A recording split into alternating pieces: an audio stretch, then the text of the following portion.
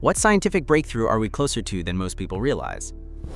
It's called Valor and can confirm it's real because I am in the trial smiley face. The trial was marketed for outdoor recreationalists, the ONR and Valor. It goes until 2025, but the hope is a widely available vaccine after Readit. The trial is ongoing, but they stopped recruiting new members a while ago. However, Pfizer has a ton of other things open, including a potential mRNA vaccine for the flu. These trials are typically paid as well. You can look up Pfizer's clinical research unit to see what studies they're reconducting and join one if you like. For anyone interested, the difficulty in treating rabies is that once it's in the brain, it's difficult for anti-rabies drugs and the immune system to get past the blood-brain barrier that protects your brain from things in the blood. What they've done here is create a lab rabies virus that doesn't cause disease but can still get to the brain, and have engineered it to produce antibodies against the rabies virus. That way, the antibodies are now in the brain and can kill the dangerous rabies infecting the brain. Whether it will translate to humans, who knows? It's not the first time they've cured rabies in animal trials. Also, it's going to be expensive as hell, and cost of the currently available rabies vaccines is what's stopping the eradication of rabies in poorer countries in Africa and Asia, where 95% of cases are. Edit. The publication in question left out an important element that needs addressing before we can raise our arms in excitement. Response. Substack. EQ precursors. Not so fast earthquake warning system up to 2 hours. Permanent GPS antennas are located all over the world and more densely at fault zones. About a year ago, geologists found that if they stacked all historical GPS data proximal to large earthquakes, they saw there is a very small acceleration of the surface about 2 hours before the actual earthquake. We are literally only missing the technology to make even more precise GPS measures, so we can do this in real time on singular regions. It is proven that this is an actual thing that happens, and we can literally warn of earthquakes with a significant time span. And the land movement is so subtle that only by lumping all the data together did the precursor stand out, Blettery says. If you just remove 1 or 2 quakes, you still see it, he says. But if you remove half, it's hard to see. This is not a solution or has saved any lives, but it is an absolutely staggering discovery that will have an insane focus in the upcoming years. https www.science.org content article warning, signs detected hours ahead big earthquakes.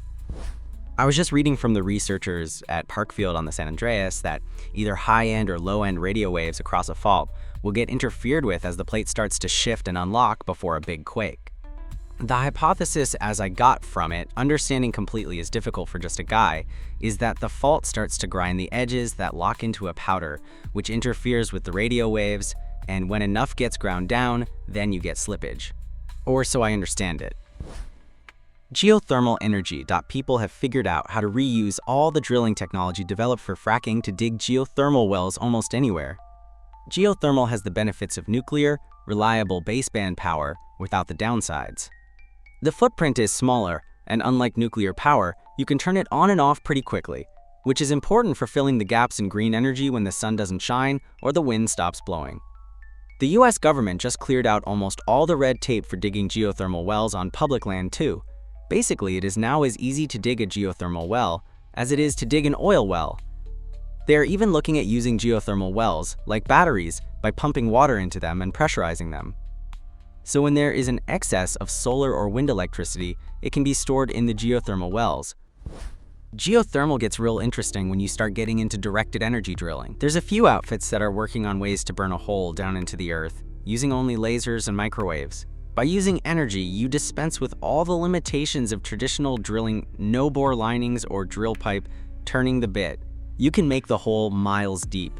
It takes a ton of energy, of course, but the result is, or will be at least, basically an unlimited source of free heat. With multiple miles of drill range, you can get hundreds of degrees of heat almost anywhere on the planet.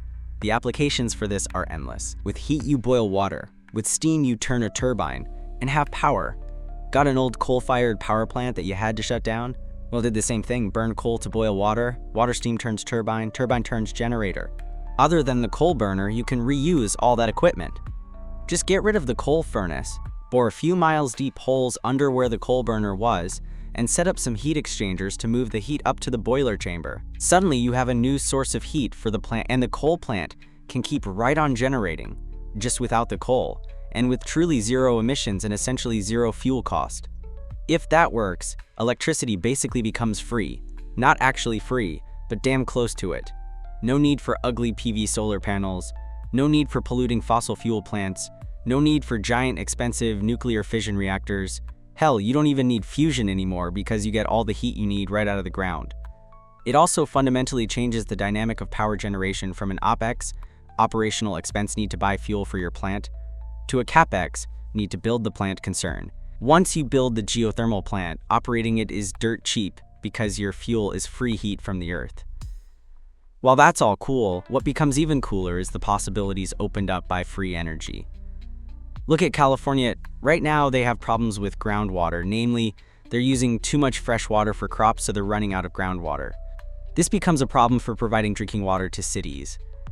Now, you can turn seawater into drinking water, but it's an energy-intensive process that's generally considered impractical due to extreme energy use.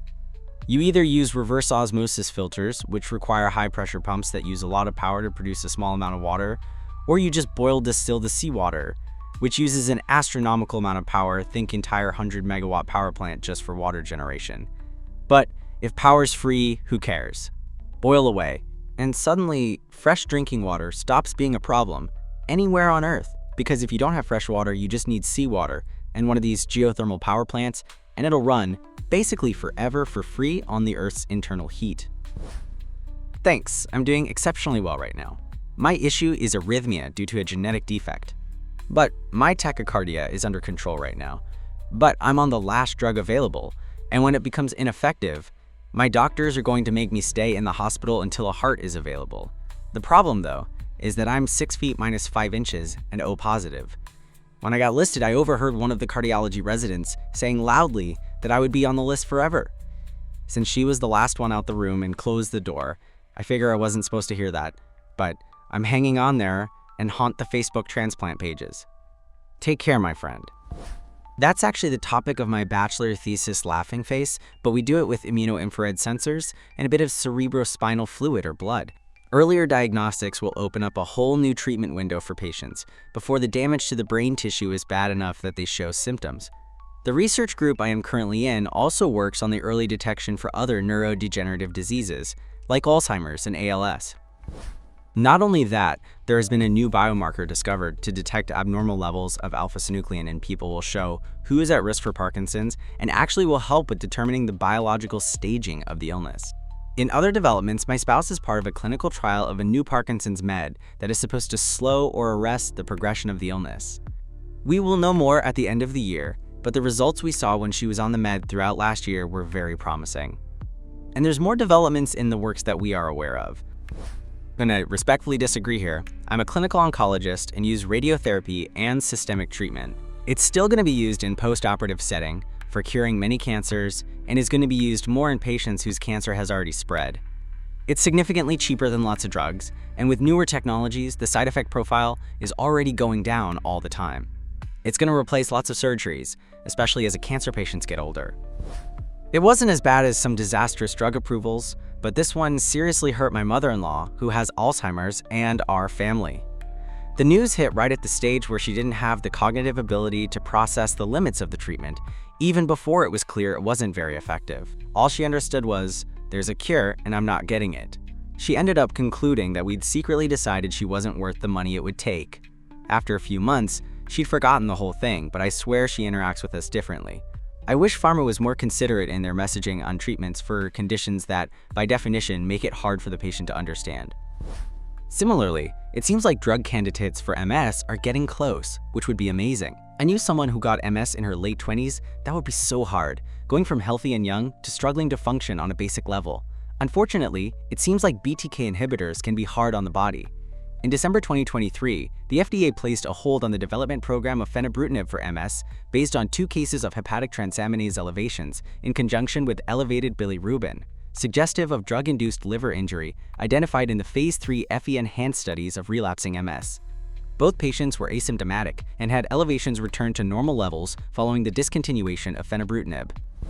The cure was a bone marrow transplant, and I don't think the curing of HIV was the goal. They had leukemia, and out of sheer luck, The donor also possessed a CCR5 mutation that is around 1 of the population. So to hit both a compatible bone marrow donor and mutation is like winning the lottery. They learned a lot about the virus from this though, and hopefully treatments can eventually come from the mechanistic studies.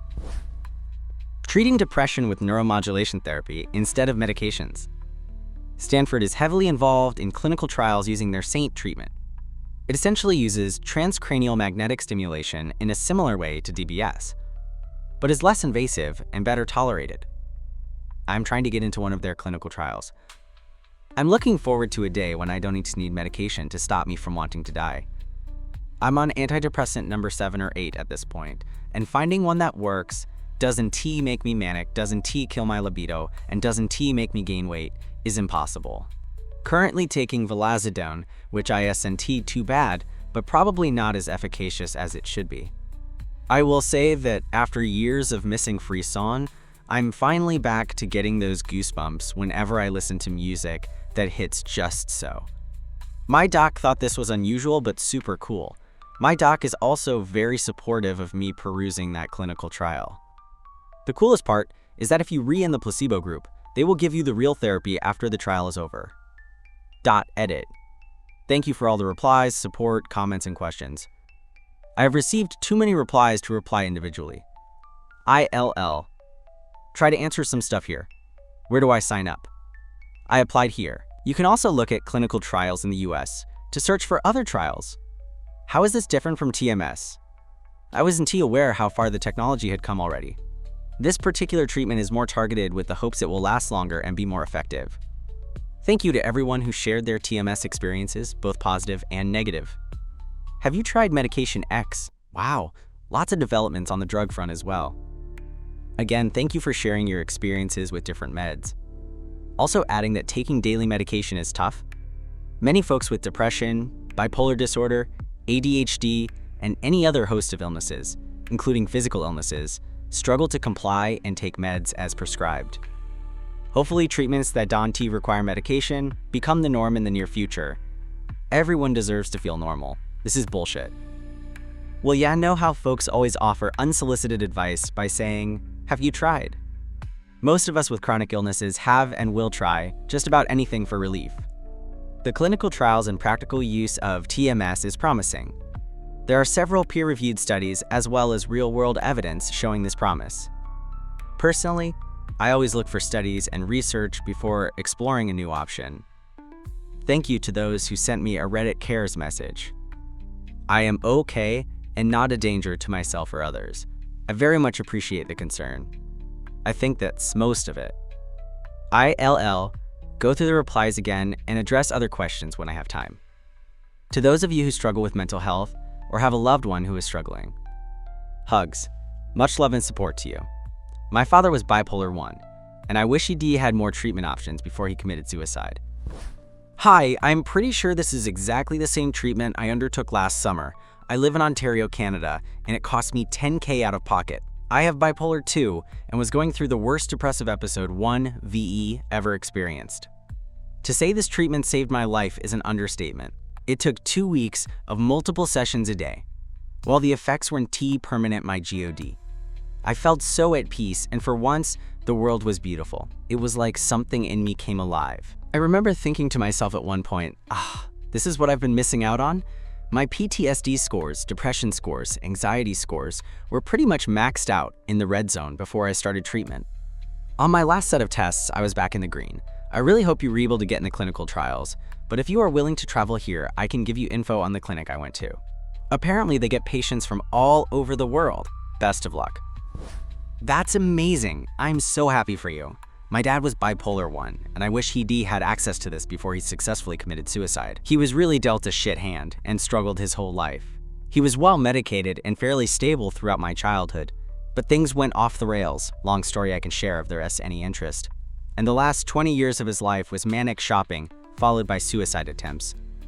Rinse and repeat, I do have Canadian citizenship. Dad was born there. I wonder if that would make any difference for getting treatment at that clinic. But that's something for tomorrow Meshugaget to worry about. Thank you so much for the info. I'm doing TMS right now. My entire life I've struggled with anhedonia. inability to feel pleasure, plus bipolar to a crippling degree, but not even halfway through the 6-week course. I already feel so much better. My relationships were all falling apart because I barely got any of the positive effects being with friends and family is supposed to give you. I just felt nothing. I'm still early on in the treatment, but I already feel so much better. It's like I have my soul back. I can enjoy things like other people do. I'm not just going through the motions exhausted and depressed anymore. It's impossible for me to overstate how big the difference is. It's like I can feel love again. It's so warm. I've tried everything: ECT, ketamine trips with a doctor, psychedelics, dozens of medications, life changes, etc. And TMS is the best by far. Honorable shout out to ketamine and other psychedelics, though LOL. This is rather an engineering issue, but a lot of scientists are working on this as well. RGB micro-LED displays. We can currently build fairly efficient blue and green micro-LEDs from indium gallium nitride, but the red ones are missing. Red LEDs have been available for much longer than their blue counterparts, but we currently cannot make them small enough for a high PPI display. Many researchers and companies are trying to get the red ones working with several different approaches, and I believe we will see the first commercial applications, starting from smartwatches, smartphones, and AR/VR goggles within the next 5 years. Targeted cures for neurodegenerative diseases, Alzheimer's, Parkinson's, MS, etc. I'm currently doing my PhD in a new style of vaccine for AD, and the advancements that have been made in the last few years are incredible. Immunotherapies really are the next major step, aside from gene editing. .edit to clarify wording. As several replies to this comment have stated, cure is a strong word. There has been a big shift in recent years towards a more preventative approach in treatment research, rather than reactive treatments. Unfortunately, with neurodegenerative diseases, by the time you're re-seeing the symptoms, it may be too late to effectively treat the condition, as is the case with AD and Parkinson's. I won't comment too much on MS, as it is admittedly a bit out of my field, though the general principles are similar in terms of my research. So rather than curing the condition after it has already manifested and presented symptoms, we and other researchers are hoping to develop treatments that don't necessarily halt disease progression, but work to prevent it from occurring in the first place. Sorry for any confusion, hope this clarifies things. Star Trek called it similar to what we're talking about. One of the world wars in the Star Trek canon past were the genetic wars, where genetically altered people tried to take over Earth thinking they were better. After humanity won, genetic alterations on humans was banned. Dr. Julian Bashir was genetically modified by his parents in secret on the black market, and there was always a stigma about it once it came out. Also, this September will be the Bell Riots, which came as a result of a housing crisis in California. Sound familiar? We're still learning what these GLP-1 drugs can do. At first, it was thought they were effective for weight loss because they slowed digestion. But for reasons that are still being studied, they seem to also work in the brain on the reward system. They apparently control cravings. And not just for food, there's a ton of anecdotal evidence that they also help with drug addiction. And they also seem to decrease inflammation, help with sleep apnea, all sorts of stuff. And the best part is they seem to be well tolerated with relatively minor side effects. And weight loss alone decreases the incidence of all sorts of terrible health outcomes. They read as close to a miracle drug as anything that's come along in decades. Large-scale water desalinization. It may seem trivial to most people, but access to fresh water and water purification are the largest problems on the planet. Desalinization has been extremely expensive for years and never has the investment needed to break the scalability barrier. While our friends in the Middle East claim to have made some huge accomplishments over the last few years, thanks to graphene and access to abundant power.